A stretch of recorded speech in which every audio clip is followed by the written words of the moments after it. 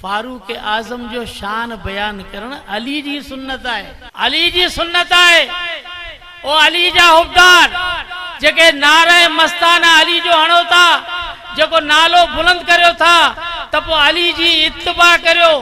अली फारूक आजम रज़ी अल्लाह तआला अन्हु जी यकम मुहर्रम ते फज़ाइल बयान कई आहे, त पोइ तव्हां बि फारूक आजम जा इन मुहर्रम जे ॾींहनि में फज़ाइल बयान करियो, अली जी सुन्नतनि खे ज़िंदा करियो। पर न,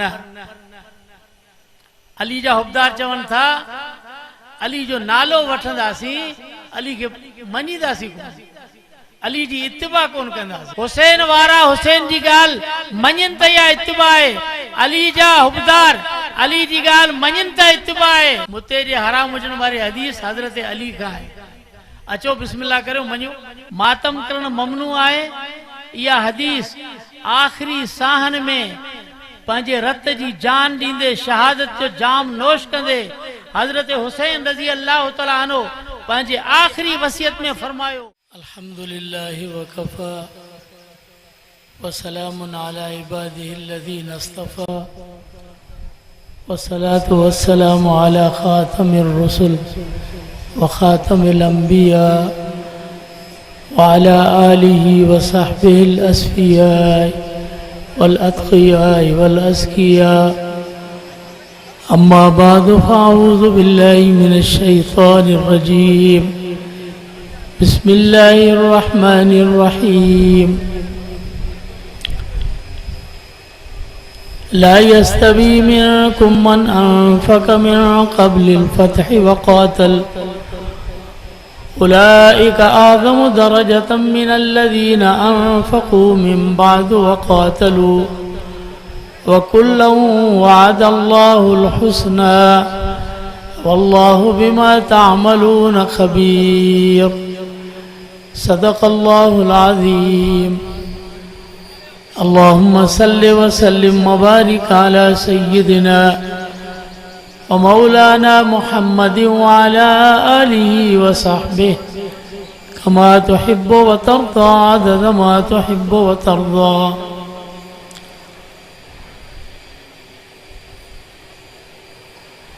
मुझा मोहतरम अज़ीज़ो, हिते आयल समूरा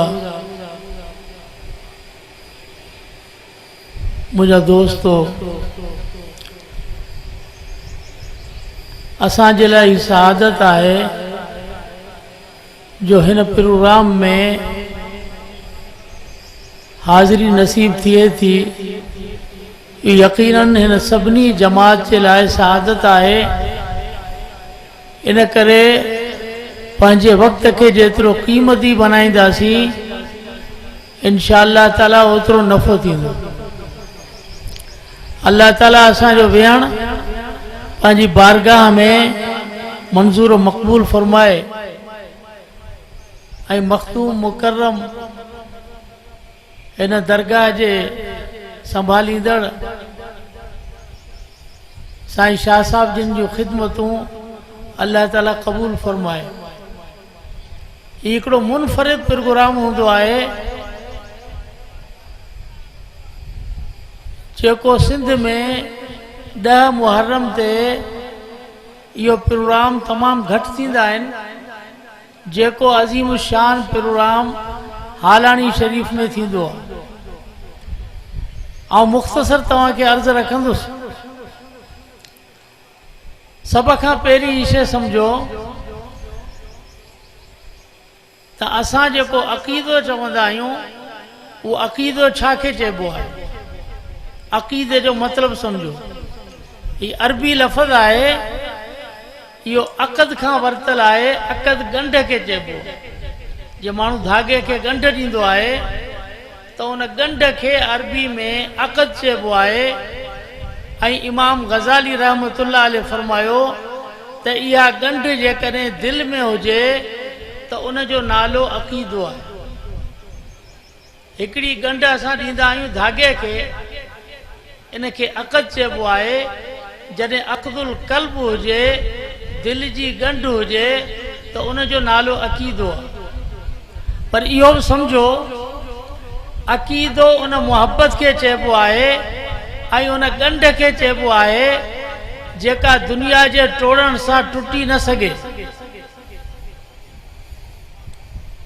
जॾहिं अल्लाह सां ताल्लुक़ वारी ॻंढ सैयदना बिलाल रज़ी अल्लाह तआला अन्हु जे सीने में लही वई, पोइ दुनिया उनखे टोड़े सघी? हज़रत अम्मार, हज़रत यासिर, हज़रत सुहैब, हज़रत खब्बाब, हज़रत खुबैब ऐं जमात सहाबा, उन्हनि जे दिल में जॾहिं ही ॻंढ लही वई अल्लाह रसूल जे मोहब्बत जी, पोइ दुनिया वारनि उनखे टांडनि ते रखियो, उनखे फांसियुनि ते लटकायूं, शहादतूं मिलियूं, लेकिन सहाबा उन कलमे तां न हटिया जेको दिल जे अंदर आयो। इन जो नालो आहे अक़ीदो। हाँ, हाणे वरी पाण वारो अक़ीदो। हेॾां को आवाज़ सुठो थियो, शरबतूं लॻियूं त हलिया विया हेॾां, हेॾां का भतरी देग लथी त हलिया विया हेॾां। हाणे तव्हां वारो अक़ीदो ॿुधायो। अल्लाह कुरान में छा फरमायो? फ़इन आमनू बिमिस्लि मा आमनतुम बिही फ़क़द इहतदू। तव्हांजो ईमान जेकॾहिं मुहम्मदुर रसूलुल्लाह जी जोड़ियल जमात सहाबा किराम रज़ी अल्लाह तआला अजमईन जे ईमान जे नहज ते हूंदो त पोइ तव्हां कामयाब आहियो। हाणे असां वारो ईमान उन नहज ते आहे? हे त हर सॾ ते हलिया वञनि, जहिड़ो ॿकरियुनि जो धण हुजे, जरा उनखे धराड़ शिशकारे त उनजी सीटी ते हेॾां हलिया वञनि, हेॾां हलिया वञनि। मूंखे ॿुधायो, जमात सहाबा किराम रज़ी अल्लाह तआला अजमईन जंहिंखे अल्लाह ताला क़ुरान में मिसाली ऐं मेयारी बनायो, जंहिंजे ईमान खे अल्लाह असां ऐं तव्हांजे ईमान जे लाइ कसवटी बनायो, छा उन्हनि जो नहज इहो? सहाबा किराम जे ईमान के अल्लाह ताला कुरान जे अंदर मिसाली करे बयान कयो। उन्हनि जो ईमान केड़ी तिर्ज़ जो? अल्लाह फरमायो त सहाबा जो ईमान इहो हो, जॾहिं जनाबे मोहम्मद रसूलुल्लाह जे ज़बान मुबारक मां अल्लाह जो कलाम ॿुधियूं, जॾहिं हुजूर जे पाक ज़बान मुबारक मां हदीस मुबारक ॿुधूं, त उन ॿुधण खां पोइ सहाबा कॾहिं पंहिंजे दिमाग़नि सां उनखे सोचियो न त हिन जो नतीजो छा निकिरंदो, हिन जो अंजाम छा थींदो। अल्लाह हिकिड़ो ई लफ़्ज़ क़ुरान में ज़िक्र फरमायो, क़ालू समेना व अताना। उन्हनि जो असां कननि खां ॿुधो ऐं दिलि सां मञियो। ऐं हिन दौर जो मुसलमान उहो पहिरीं ॻाल्हि खे ॿुधंदो आहे, चाहे पंहिंजे उस्ताद जी ॻाल्हि हुजे, चाहे मुर्शिद जी ॻाल्हि हुजे, चाहे पीउ जी हुजे, चाहे वॾे मोतबर जी हुजे, उनखे पहिरीं ॿुधंदो पंहिंजे कननि सां। उन खां पोइ उहा शइ उनजे दिमाग़ में घुमंदी, पोइ सोचींदो हिन में टके पैसे जो फ़ाइदो आहे या नुक़सानु आहे। जेकर उनखे पंहिंजे दिमाग़ में सम्झ में ईंदी त पोइ चवंदो अताना, असां मञी। जेकर सम्झ में न आई त पोइ उन शइ खे न मञींदो। इहो असां वारे ईमान में, अक़ीदे में ऐं सहाबा वारे ईमान जे अंदरि फ़र्क़ु इहो हो। सहाबा जो ईमान अल्लाह बयान फरमायो जो उन्हनि चयो असां ॿुधी ऐं मञी, उहा शइ उन्हनि जे दिमाग़नि में न घुमंदी, कननि खां डायरेक्ट दिलि ते रहंदी। असां खां उहा शइ ॿुधण खां पोइ दिमाग़नि में घुमी पोइ दिलि ते ईंदी आहे, त पोइ इन जो नालो ईमान आहे। भिटाई साईं रहमतुल्लाह अलैह फरमायो, असांजो हिकिड़ो फ़क़ीर हो, उहो इन बैत ते हथ सां इशारो करे सम्झाईंदो, छो त हू असांखे सम्झ में घटि ईंदो आहे। उहो फ़क़ीर वरी इशारो करे पोइ सम्झाईंदो। त शाह साईं रहमतुल्लाह अलैह फरमायो, हितां खणी हिते, हितां खणी हित, जिन रखियो से रसियो। मतलब छा? दिमाग मां हथ कढ, दिमाग जी ज़बान ख़त्म कर, दिमाग जी इन दलाइल जे मैदान जे अंदर नहल दिल जे तस्लीम और रज़ा जे मैदान में इया घोड़ा डोड़ा जे सिद्दीक़ अकबर रज़ी अल्लाह तआला अन्हु इन तस्लीम और रज़ा जे मैदान में पंहिंजो पाण खे हलायो। फर्क इहो हो ज़बान ऐं दिल जो फर्क छा आहे, दिमाग़ ऐं दिल जो फर्क इहो आहे त मेराज जो वाक़ियो अबू जहल जनाबे रसूलुल्लाह सल्लल्लाहु अलैहि वसल्लम जे पाक मुबारक ज़बान मां ॿुधो ऐं तस्लीम न कई। ऐं अबू जहल उहो ई वाक़ियो सिद्दीक़ अकबर जे दरवाज़े ते दस्तक ॾेई सिद्दीक़ अकबर के ॿुधायो ऐं सिद्दीक़ अकबर उनखे तस्लीम करे विधो। सिद्दीक़ अकबर वटि दिलि हुई, पंहिंजे महबूब जी ॻाल्हि दुश्मन खां ॿुधई, उनखे मञी वरितई। अबू जहल वटि उहो दिमाग़ हो, उन हुज़ूर जी ॻाल्हि पंहिंजे कननि सां ॿुधी उन तस्लीम न कई। इहो फ़र्क़ु हो ईमान ऐं अक़ल जे अंदरि। त पोइ छा साईं फरमायो, हितां खणी हित जिन रखियोसीं रसियूं, अक़ल जे मैदान में न हल, मोहब्बत जे मैदान में हल। अक़द चइबो आहे दिल जे ॻंढ खे अल्लाह रसूल जी मोहब्बत जी अहिड़ी ॻंढ हुजे जो दुनिया जूं ताक़तूं उनखे टोड़े न सघनि, एॾी मज़बूत ॻंढ आहे। अक़ीदो उन ॻंढ मज़बूत खे चइबो आहे। इहा मज़बूत ॻंढ वरी साबित छा मां थींदी? हाँ, बाज़ार जे जुलूसनि मां साबित थींदी। जेके सोशल मीडिया ते वेठल ॾाढ़ी कूड़िया, को मिर्ज़ो, को गामदी, को जहन्नमी, उन जे ज़बान मां साबित थींदी। जेतिरो मज़बूत अल्लाह सां ताल्लुक़ आहे ओतिरो साबित थियण जे लाइ दलील मज़बूत खपे। इहो बाज़ार मां साबित कोन थींदो, सोशल मीडिया मां ये ईमान जा अक़ीदा ऐं मोहब्बतूं साबित कोन थींदियूं। ये साबित थींदियूं जेको अल्लाह ऐं रसूल जो फरमान आहे। जनाब रसूलुल्लाह सल्लल्लाहु अलैहि वसल्लम जिन फरमायो, तरक्तु फीकुम सकलैन लन तज़िल्लु मा इन तमस्सक्तुम बिहिमा किताबुल्लाह व सुन्नती। तव्हां जे अंदरि मूं भारी ऐं वज़नदार शयूं छॾियूं आहिनि, उन्हनि खे मज़बूत पकड़ींदा, कॾहिं गुमराह न थींदा। अल्लाह जो क़ुरान ऐं मुंहिंजी सुन्नत। हींअर त सभु को पाण खे को चवे थो त आऊं वॾो वली आहियां, पटको ॿधी मूं वांगे वली थी वियो, दरगाह ठाहे पीर थी वियो। को वरी पाण खे तस्बीह खणी सूफ़ी थो सॾाए। हा, हिकिड़ा सिंध में असां वारे पासे वारा सूफ़ी आहिनि, उन्हनि जा मुरीद बि हिते आहिनि। हा, उहो वरी पराड़ ते वेहंदो त उहा पराड़ जेका हेठि रखी उहा सभु माण्हू खणी ईंदा। मुंहिंजो साईं खे मुरीदनि जो लाचार हुजे त पराड़ पंहिंजे मथे जे मोड़ ते रखी उन खां पोइ मुरीद खणी वञनि त इज़त थिए। हीउ पंहिंजे हेठां पराड़ रखी ऐं वञी मुरीदनि खे थो खाराए।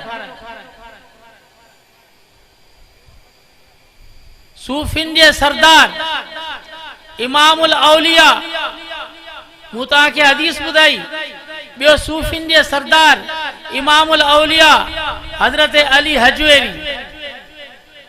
हे सभु माण्हू घुमण जे लाइ केॾां हलिया वेंदा, कॾहिं हलिया वेंदा लाल शाहबाज़ कलंदर ते, कॾहिं ही वेंदा लाहौर घुमण।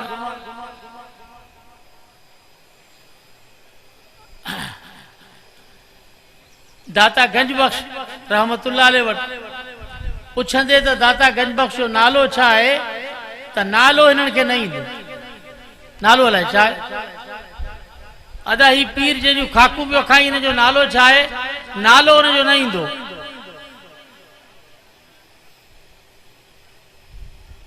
लाल शाहबाज़ कलंदर जो नालो छा आहे? नालो न ईंदो, बल्कि नाले खे लिकाईंदा। छो त उते जे दौलत ऐं खज़ाने खाइण वारे खे उन नाले खां नफ़रत आहे। जंहिंजे नाले खां नफ़रत आहे उन जे दरगाह ते त वेहण न खपे। उते त वेहण उनखे खपे जेके हज़रत ओस्मान जा हुबदार आहिनि। उते ओस्माननि जे दुश्मननि खे वेहण जो कोई हक़ न आहे। ओस्मान सां मोहब्बत न आहे त पोइ ओस्मान जे नाले सां खज़ाना छो था गॾु करियो? खाओ छो था? पोइ निकिरी वञो, अली जे नाले वारनि वञो। मूं अव्हां खे कौल पेश कयो हज़रत अली हजवेरी दाता गंज बख्श अबू उस्मान अली जलाबी रहमतुल्लाह अलैह उन जो किताब लिखियल आहे उन जो किताब लिखियल आहे तसव्वुफ जे अंदर जेको मशहूर किताब आहे उन में हज़रत साहब लिखियो त सूफ़ी उहो आहे जंहिंजे हिकिड़े हथ में अल्लाह जो क़ुरान हुजे ॿिए हथ में मोहम्मद रसूलुल्लाह जी सुन्नत हुजे। तव्हां जंहिंजूं खाकू था खाओ न उहो तव्हांखे अल्लाह रसूल जे क़ुरान ऐं हदीस रे दावत ॾियनि था। उन्हनि पंहिंजी ज़िंदगी में तौहीद जी तालीम ॾिनी तौहीद जो दर्स ॾिनो उन्होंने असांखे ॿुधायो त अल्लाह रसूल सां मोहब्बत पूरी रखियो ताल्लुक पूरो रखो उन्होंने असांखे इहा ॻाल्हि सम्झाई त पोइ अल्लाह जे महबूब सम्झायो त अक़ीदो साबित थींदो या क़ुरान सां या हदीस सां या सहाबा किराम मोहम्मद रसूलुल्लाह जी जमात सां अलैकुम बिसुन्नती व सुन्नतिल खुलफाए राशिदीन अल महदीयीन वाज़ू अलैहा बिन नवाजिज। हुजूर फरमायो इब्ने माजा जी पहिरीं हदीस बाबुल एतिसाम बिल किताब व सुन्नह में फरमायो तव्हांजे मथां मुंहिंजी सुन्नत लाज़िम आहे ऐं मुंहिंजे खुलफाए राशिदीन जी सुन्नत लाज़िम आहे। हा पोइ वरी छा था चवनि ये 20 तरावियूं त उमर पढ़ियूं हा त पोइ उमर जी सुन्नत मोहम्मद रसूलुल्लाह जी सुन्नत आहे। अबू बकर अमल कयो सिद्दीक अकबर जो अमल मोहम्मद रसूलुल्लाह जी सुन्नत आहे। फारूक आजम जो अमल मोहम्मद रसूलुल्लाह जी सुन्नत आहे। उस्मान ज़ुन्नूरैन जो अमल जनाब रसूलुल्लाह जी सुन्नत आहे। शेर खुदा हैदर कर्रार अली अल मुर्तज़ा जी जो अमल मोहम्मद रसूलुल्लाह जी सुन्नत आहे। अलैकुम बिसुन्नती व सुन्नतिल खुलफाए राशिदीन अल महदीयीन। हुजूर फरमायो मुंहिंजी सुन्नत मुंहिंजे खुलफाए राशिदीन जी सुन्नत आहे। हाँ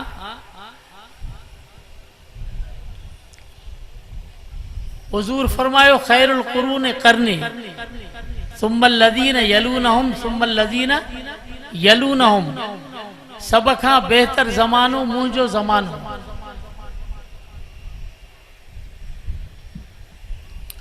सब खां बेहतर ज़मानो मुंहिंजो ज़मानो आहे। हुजूर फरमायो करनी आका फरमायो करनी करनी में 4 लफ्ज़ आहिनि। पहिरीं काफ आहे पोइ रा आहे पोइ नून आहे पोइ या आहे। पहिरीं सिद्दीक आहे सिद्दीक जे पछाड़ी में छा आहे काफ। पोइ उमर आहे उमर जी पछाड़ी में छा आहे रा। पोइ उस्मान आहे उस्मान जी पछाड़ी में छा आहे नून। पोइ अली आहे अली जी पछाड़ी में या करनी। 4 लफ़्ज़ चैनी खुलफाए राशिदीन जा आखिरी लफ़्ज़ उहे करनी में आहिनि। हाँ अल्लाह जे महबूब तरतीब ॿुधाए छॾी तूं पंहिंजी तरतीबूं न ठाहे। अल्लाह जे महबूब तरतीब ठाहे छॾी। खिलाफत राशिद जी इब्तिदा जनाब रसूलुल्लाह सल्लल्लाहु अलैहि वसल्लम खां पोइ अबू बकर जे अलिफ सां थी अली जे या ते ख़त्म थी। पंहिंजूं तरतीबूं न ठाह। एॾो मज़बूत अमल एॾो मज़बूत अक़ीदो शुरू छा सां थींदो ठहियो वञी गाननि सां ॻाइण वॼाइण सां मातमनि सां। इन्हनि सां अक़ीदा ठहंदा आहिनि। इन्हनि सां तव्हां मज़हब मटाईंदा। इन्हनि मजलिसूं ॿुधी माण्हुनि जा अक़ीदा ठाहींदा। अक़ीदो क़ुरान और सुन्नत सां ठहंदो आहे। जंहिं वटि क़ुरान आहे उन जो अक़ीदो आहे। जंहिंजो क़ुरान इमाम खणी वियो उन जो अक़ीदो उन सां गॾु खणी वियो। मूंखे चयोसीं मातम जी हक़ीक़त ॿुधाए। मुंहिंजो जॾहिं इंसान खां सभु कुझु वेंदो हलियो आहे न त पोइ मातम कंदो पोइ छा कंदो पिटींदो न ॿियो छा कंदो। तोखां सभु कुझु वियो हलियो पोइ तूं न पिटींदे मातम कंदे न। हा हाणे तव्हां ॿुधायो त हुज़ूर खां पोइ हिननि जो चवण इहो आहे त हज़रत अबू बकर वारी हुकूमत में बि अली राज़ी कोन हो, उन में बि राज़ी कोन हुआ, उमर में बि राज़ी कोन हुआ, ओस्मान में बि राज़ी कोन हुआ। पोइ जेके हुकूमत इमाम सभु शहीद थी विया, पोइ आख़िरी इमाम आयो सो क़ुरान बि पाण सां गॾु खणी गार में वियो हलियो, माण्हू मरी तबाह थी विया, फितना पैदा थी विया, इमाम अचे कोन थो, जॾहिं दुनिया ख़तम थींदी इमाम पोइ ईंदो, हलियो वियो गार में। हाणे तव्हां ॿुधायो त जिन खां मस्जिदूं वयूं हलियूं, जिन खां दीन वियो हलियो, जिन खां इमाम विया हलिया, जिन खां क़ुरान विया हलिया, जिन खां सभु कुझु ख़तम थी वियो, शहीद थी विया, लुटिजी विया, हे चवंदा असीं तबाह थी वियासीं, पोइ जिन खां सभु कुझु वियो हलियो, तव्हां ॿुधायो भला रुअण पिटण जो हक़ न आहे? मातम करण जो हक़ कोन्हे? पोइ भले मातम कनि, असां छो मातम करियूं? असां वटि सभु कुझु आहे त मातम छो करियूं? अब वटि क़ुरान आहे, हाँ ख़ुशि आहियो क़ुरान में, हदीस बि आहे, इमाम बि आहिनि, मुहद्दिस मुफ़स्सिर साले सभु कुझु आहिनि, पोइ ही क़ौम मातम छो करे? ही त 10 मुहर्रम ते ख़ुशियूं मल्हाए, ख़ुशियूं वञी मल्हायो।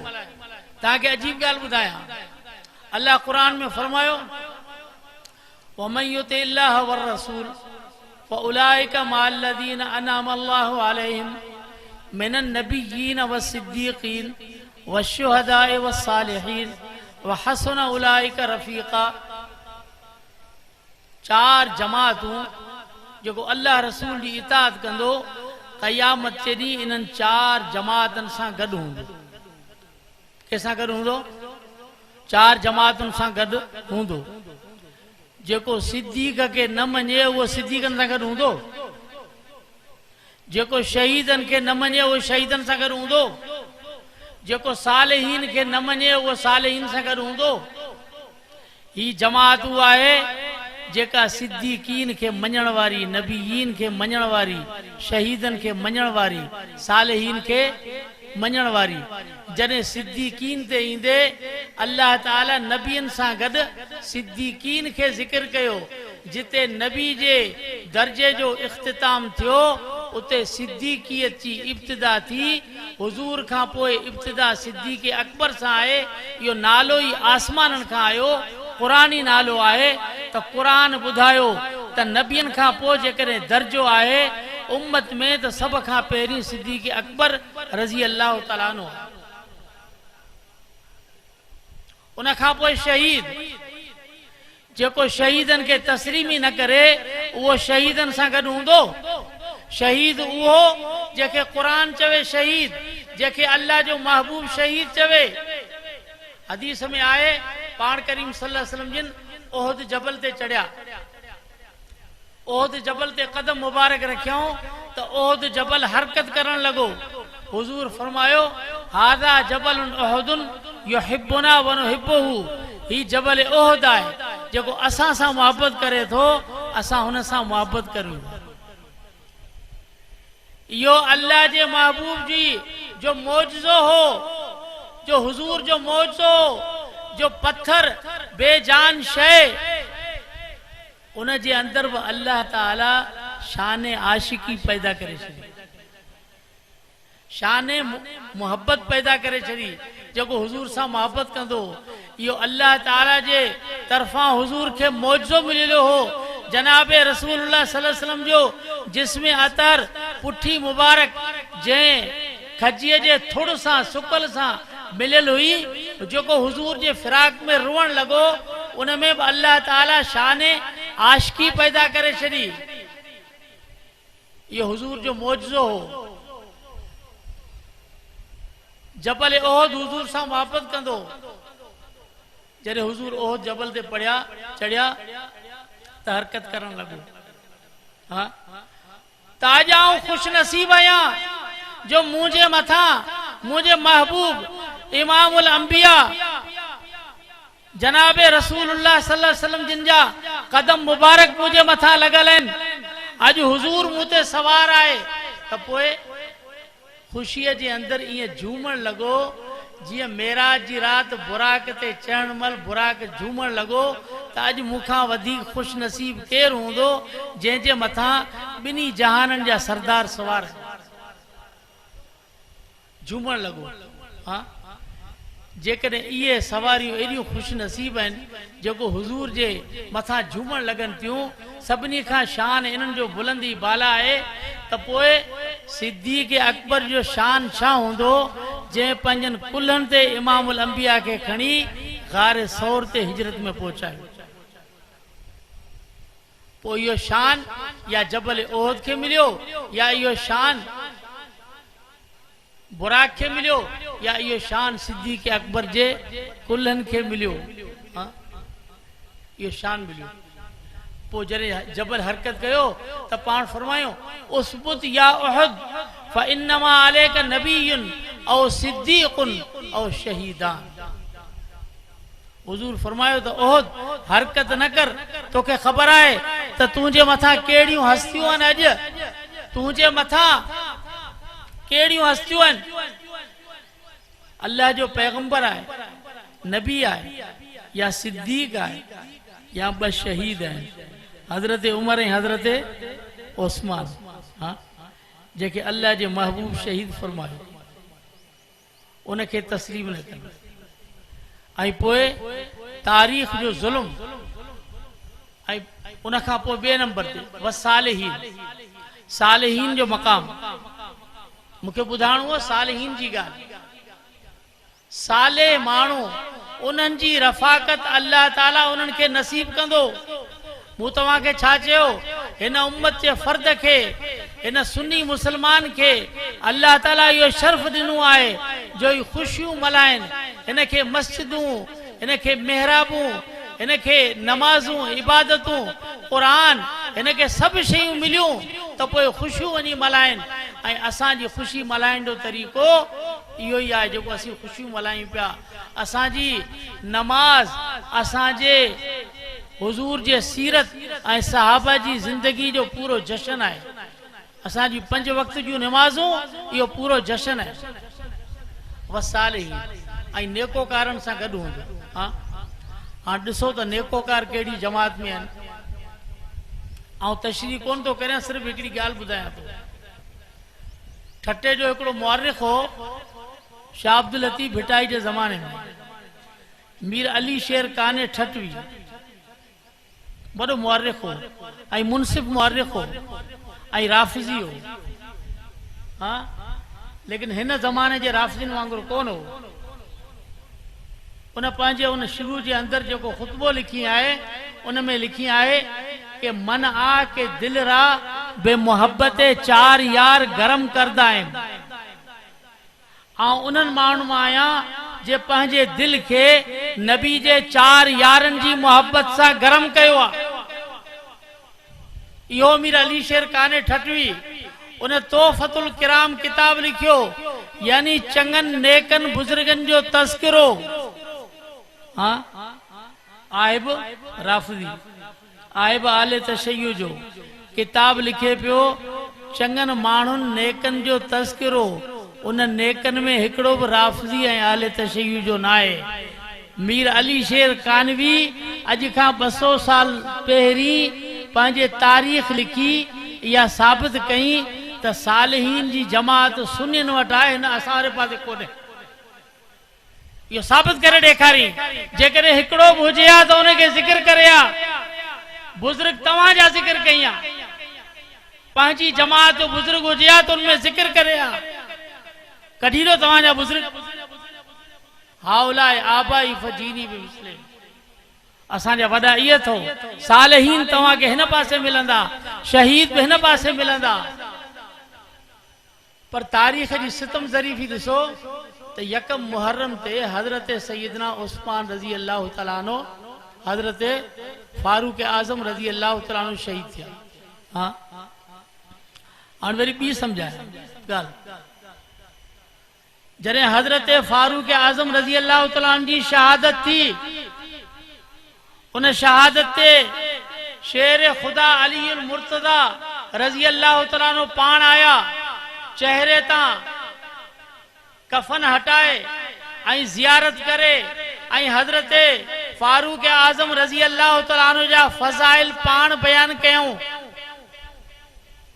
त तव्हां उहे आहियो जो अक्सर मां समेत मिन नबी सल्लल्लाहु अलैहि वसल्लम जे तो अना व अबू बकर व उमर ज़हब तो अना व अबू बकर व उमर आमन तो बही अना व अबू बकर व उमर तव्हां उन्हनि मां जा आहियो जो अल्लाह जा महबूब उन जे ज़बान मुबारक मां ऐं घणो ॿुधंदोसि त हुज़ूर पंहिंजे नाले सां गॾु तव्हांजो नालो खणंदा जो हुज़ूर फरमाईंदा आऊं आयुसि आऊं ऐं अबू बकर ऐं उमर आऊं वियुसि आऊं ऐं अबू बकर ऐं उमर ईमान आंदो मूं आऊं ऐं अबू बकर ऐं उमर हुज़ूर पंहिंजे नाले सां गॾु तव्हांजो नालो खणंदा अल्लाह जो महबूब तव्हांजे नाले सां गॾु तव्हांजो नालो खणनि त इन खां वधीक तव्हांजो शान छा थी सघंदो। हज़रत फारूक आज़म जी शहादत ते फ़ज़ाइल बयान करण वारो चौथों ख़लीफ़े राशिद शेर खुदा अली अल मुर्तज़ा पाण आहे त पोइ सम्झी छॾियो मसलो त शहादत फारूक आज़म ते फारूक आज़म जो शान बयान करण अली जी सुन्नत आहे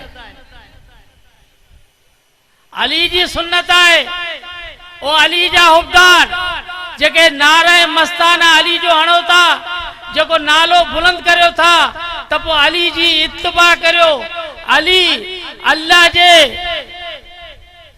उन शेर जी नबी जे सहाबा खलीफे राशिद फारूक आज़म रज़ी अल्लाह तआला अन्हु जी यकम मुहर्रम ते फ़ज़ाइल बयान कई आहे त पोइ तव्हां बि फारूक आज़म जा इन मुहर्रम जे ॾींहनि में फ़ज़ाइल बयान करियो अली जी सुन्नतनि खे ज़िंदा करियो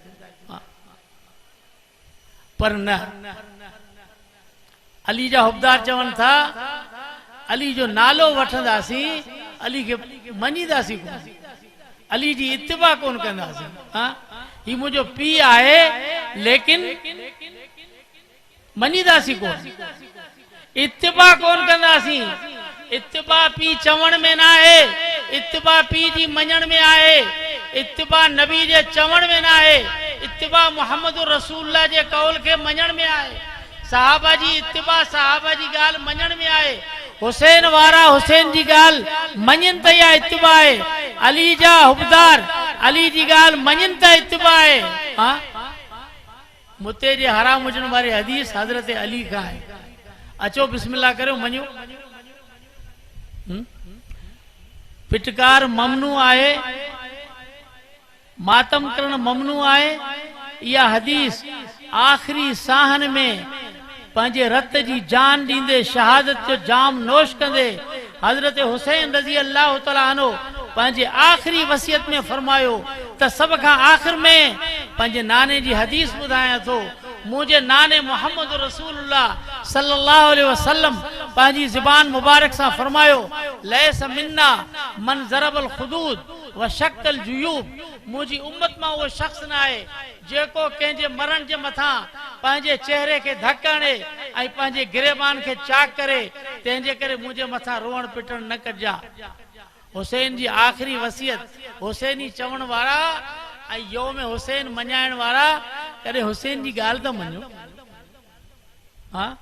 हुसैन नमाज में शहीद थिया त पोइ हेरा अल्लाह जे दर ते त अचो हींअर हज़रत हुसैन रज़ी अल्लाह तआला अन्हु ईंदा त हेरा साईं वारनि जी जामे मस्जिद में वेंदा या के ओतारे में वेंदा त पोइ हुसैन जा मञण वारा आहियो त हुसैन आखिरी दम ताईं नमाज न छॾी त उन सुन्नतनि खे ज़िंदा करियो जेकॾहिं सहाबा किराम जा मुत्तबे आहियो ऐं नबी जे चवण जा इत्तिबा आहियो त पोइ इन खां वधीक नमाज जी अहमियत कहिड़ी थी सघे थी जो जनाब फारूक आज़म रज़ी अल्लाह तआला अन्हु जॾहिं उनखे मजूसी शहीद कयो फजर जी नमाज जे अंदरि अञा नमाज शुरू कई ऐं अलहम्द शुरू कई त उन शहीद करे छॾियो त सहाबा हज़रत अब्दुर्रहमान बिन औफ रज़ी अल्लाह तआला अन्हु अॻियां थी नमाज मुकम्मल करे पोइ हज़रत फारूक आज़म के उन खां पोइ उनखे खणी घर पहुचायूं लेकिन नमाज के न छॾियूं ऐं पोयां बीठल सहाबा उहे फरमाइनि था त असांखे आखिरी नमाज ताईं इहा ख़बर न पई त अॻियां मसलो छा थियो आहे हज़रत उमर शहीद थी आहिनि, असांखे ख़बर न पई। बस असां सिर्फ़ एतिरो ॿुधो त अल्लाहु अकबर खां पोइ जेका सूरह फातिहा शुरू थी उहा हज़रत उमर जे आवाज़ में न हुई, उहा हज़रत अब्दुर्रहमान बिन औफ जे आवाज़ में हुई। असांखे इहा ख़बर पई। जिन सहाबा शहीद थियण खां पोइ बि अल्लाह जे इन फर्ज़ खे, इन अमल खे जारी रखो त पोइ अचो मस्जिदूं सजायूं, अचो नबी जे मेहराब जी अज़मत खे सुञाणो। हाँ, ओतारनि जा रुख न करियूं, मवाली खाननि जा रुख न करियूं, अल्लाह जे मस्जिदनि जा ऐं मेहराब जा रुख करियूं ऐं निमाज़ जो एहतमाम करियो। ऐं क़ुरान मजीद जी आयत वस्ताईनु बिस्सब्र वस्सलाह, या क़ुरान जी आयत जंहिंमें अल्लाह ॿिनि शयुनि जो हुकुम फरमायो त अल्लाह खां मदद घुरो निमाज़ सां ऐं सब्र सां। जेकॾहिं पस मंज़र में ॾिसंदे त ॼण इहा आयत नाज़िली शुहदाए करबला जे बारे में थी त मुंहिंजे महबूब जा महबूब ऐं उन जा प्यारा जन्नत जो जवान हज़रत हुसैन रज़ी अल्लाह तआला अन्हु शहीद थींदो, लेकिन तव्हां जे लाइ ॿिनि शयुनि जो हुकुम आहे, हिकिड़ो सब्र, ॿियो निमाज़। हुसैन जी सुन्नत ज़िंदा करणी आहे त अल्लाह फरमायो ॿ शयूं, हिकिड़ो सब्र करियो ऐं ॿियो निमाज़ पढ़ियो। ऐं अल्लाह फरमायो सब्र करण वारनि जे लाइ ॿ शयूं उनखे दुनिया में मिलंदियूं, हिकिड़ी आख़िरत में मिलंदियूं। दुनिया में उलाइका अलैहिम सलवातुम मिन रब्बिहिम व रहमा, अल्लाह ताला जे तरफ़ां उन्हनि खे शाबाशूं मिलंदियूं। जेको सब्र कंदो त अल्लाह उनखे शाबाश चवंदो। व रहमा, अल्लाह उनखे रहमत में रखंदो, रहमत जो छांव ॾींदो, रहमत जा ककर वसाईंदो।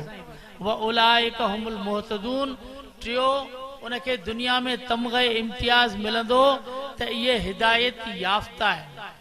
हाँ, माना समझी छॾियो, जिन सब्र खां कम न वरितो, जिन पंहिंजे गिरेबाननि खे चाक कयो, जिन पंहिंजा सीना पिटिया ऐं जिन मातम कयो, उन्हनि जे लाइ न अल्लाह जे तरफ़ां शाबाशूं आहिनि, न अल्लाह जे तरफ़ां रहमत आहे, न हिदायत याफ़्ता हुजण जो सर्टिफिकेट आहे। इहे टई शयूं, इहो एज़ाज़, इहो हिन जमात जे लाइ। अल्लाह ताला सम्झण अमल जी तौफ़ीक़ अता फ़रमाए। आख़िर दावाना अल्हम्दुलिल्लाह।